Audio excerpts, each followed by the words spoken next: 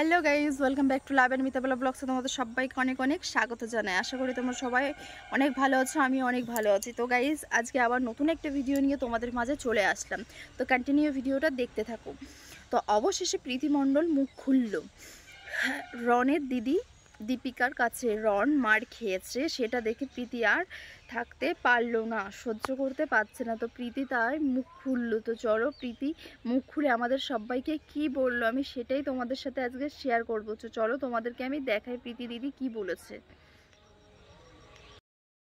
তো প্রীতি এবার মুখ খুলেছে, দেখো শুধু তো রন মুখ খুলেছে, আমার ওপর কেমন টর্চার হতো সেটা কি বলবো। রায়বাগিনী ননদিনীর গল্প, তাহলে কিন্তু অনেকের নাটক ধরা পড়ে যাবে। তো প্রীতি আমাদের কি বলেছে দেখেছে তো, যে রায়বাগিনীর ননদিনী তোমার নাটক ধরা পড়ে যাবে, সেটাই বলেছে আমাদের এখানে। গাইস, প্রীতি মণ্ডল কি বলেছে, রায়বাগিনীর ননদিনীর পর্দা ফাঁস হয়ে যাবে, তাই তো তোমরা শুনতেই পারলে, আমি তোমাদের প্রমাণ সহ দেখাতে পারলাম। তো ভিডিওটা কেমন লাগছে অবশ্যই কমেন্ট করে জানাবে। তো নেক্সট ব্লগ নিয়ে আবার আসছি। Tata bye bye. ততক্ষণ তোমরা সবাই ভালো থাকবে। বাই।